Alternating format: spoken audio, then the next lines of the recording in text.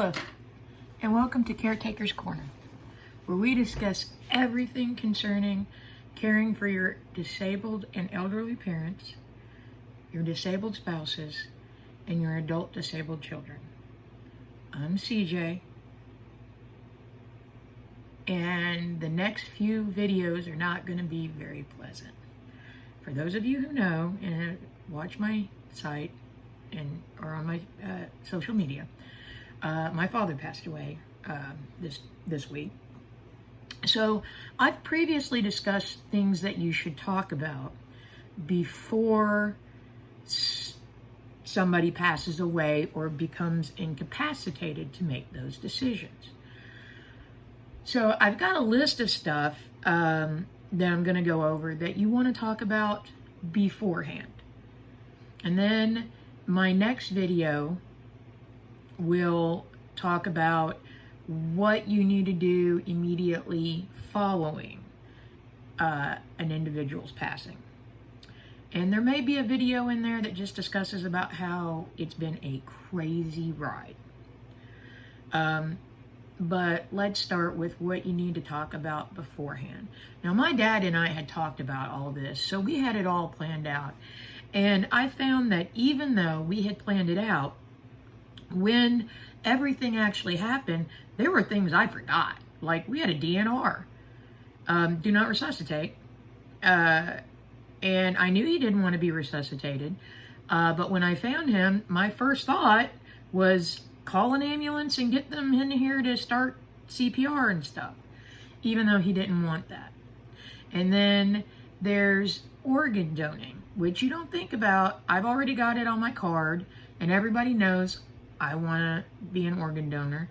But I got a call shortly after I left the hospital. I forgot the name of the group, but they're the ones that do the organ donating, asking me if I would be willing to do that with my dad. And I was like, yeah. Other things that you need to take into account that you may not think about are the funeral arrangements. How do you want your final remembrance ceremony to be? Barb and I, and most everybody I know actually, want to be cremated and then have a party somewhere. Lots of food, lots of booze, however you want it, good music, just enjoy the heck out of yourself.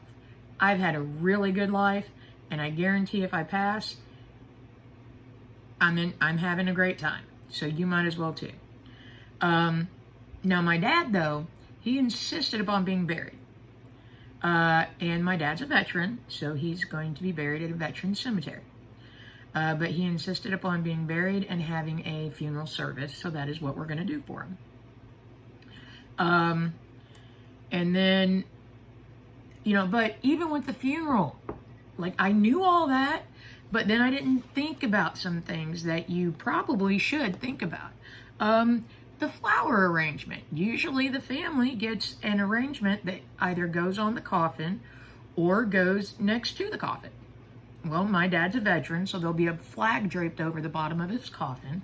So I got an arrangement that sits on an easel. But I didn't even think about that.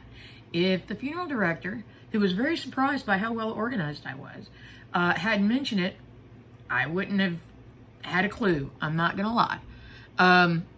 And then there's who's going to officiate the service. Now, my dad was a minister at one point, and I asked an old friend of his, who's also a minister, if he would officiate for me, and he said he would.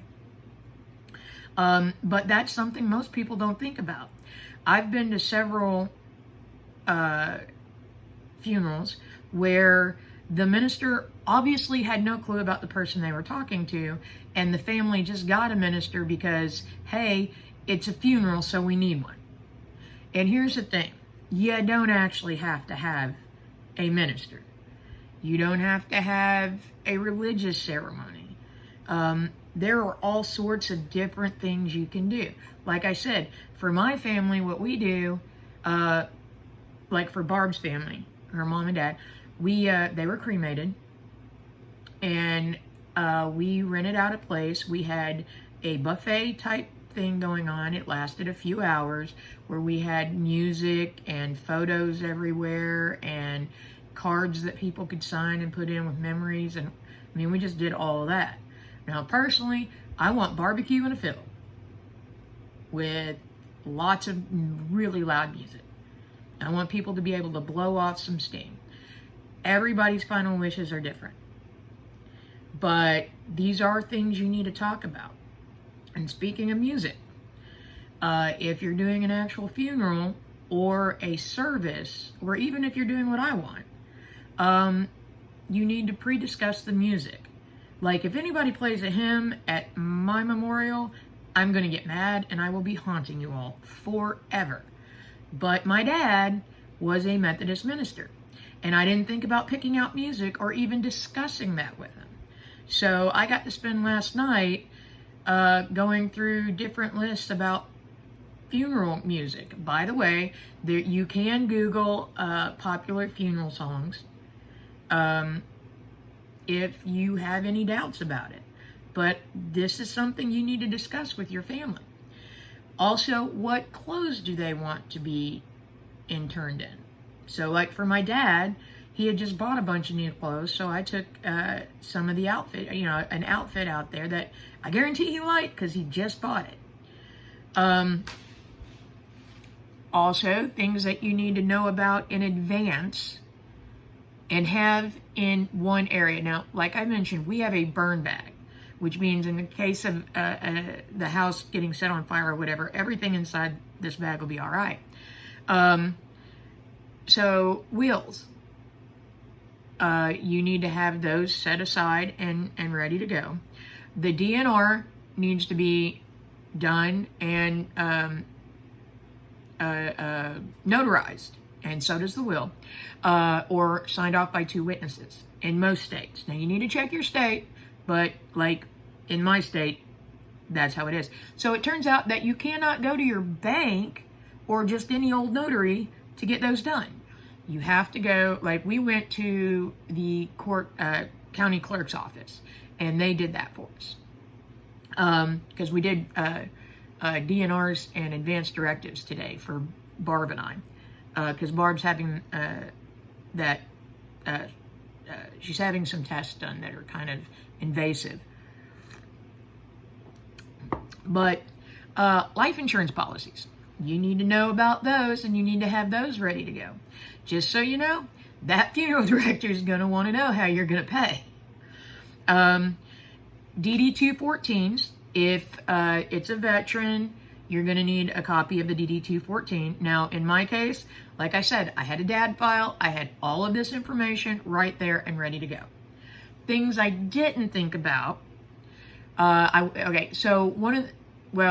That's in my next video, so I'll wait on that. But you're going to have to make a whole bunch of phone calls after it happens. And that's like I said, the next video I'll do. Also, you need a list of all the accounts, bank accounts, credit cards, bills that might be in their name, property that might be in their name, all of this stuff. And because you're going to have to cancel all that. Now, in my dad's case, I've got a list. As a matter of fact, he had typed me up one that lists all of that for me. And as far as the checking accounts and all of his financial accounts, we're on them together, so I don't actually have to worry about that. Now, on top of having a burn bag, let me explain something. You can go on Amazon and order end-of-life planners. And these are organized, and they have it so that you can list everything. Now, this is the one Robin got me. Yeah, you can even get them cool like this. And if you go through, it's got a list of people to contact. So that way you don't have to remember that. Because, I'm sitting there. I didn't have a lot of people I had to contact. I'd contact my uncle. And even though my mom and dad were divorced, I contacted my dad. I contacted my mom. And I contacted some other members of my family. And then my uncle and I posted it all over our social medias to let other family know what was going on. So if you have this, it actually has where you can put down and you can sign so they know it's officially you. But it's got where you've got your name and your information, and then personal records. So that way it goes through a list of people you might need to have to contact. Doctors, family, friends, because you have to contact all those folks. And then once you get past that, it's got account information. So you can list out the different accounts you have that need to be canceled. Or another thing, any investment accounts that you have. Now, I have a lot of investment accounts, so that's actually a big thing. I've got several. And you need to know what those are and be able to provide that information, because your family has to call and cancel those. Or, like in my case, if something happens and God forbid I pass away, Barbara gets everything. Well, Barbara doesn't know about my accounts. She knows I have investment accounts for us and that I invest for us, but she doesn't know how to access them. So that is another thing that you want to discuss with especially your elderly parents. Also, if you have a disabled adult child, this is stuff you need to have planned out in advance, because I'm going to let you know, like I said, as well organized as I was, in the moment when it was happening, I totally started spacing things. Now, after everything was said and done, and I went home and I calmed down, I got up the next day, I started making the phone calls, I contacted I'd already talked to the funeral home, but I got everything ready to go to the funeral home, and I had all that. I mean, as a matter of fact, the gentleman at the funeral home said that he had never seen anybody as organized, and I made it nice and easy. He had all the forms in front of him, and he was able to write it all down. So, and just copy it. The only thing I had to do outside of that was pick out the coffin. Everything else was taken care of, and I had it all written out. And that is something that comes in very handy, because I'll let you know, you're very emotional at that point, and I have seen my sister-in-law, when her husband passed away, way too much stuff got taken advantage there. And she spent a lot more on his final arrangements than she could afford. And it is not a situation that you should be in. Have that all written out, planned out, know exactly how you want it done, because it will be emotional. I want to thank everybody for their well wishes, and I will continue putting out videos. I actually will probably get ready and record the next couple of them real quick. But if you like this video, please like, subscribe, and share. Please comment in the comment section if there's anything you'd like me to go into further detail on. Everything's different for different states, but I can answer the basics. You got to think about all sorts of stuff now. So have a wonderful day, and I hope this finds you well.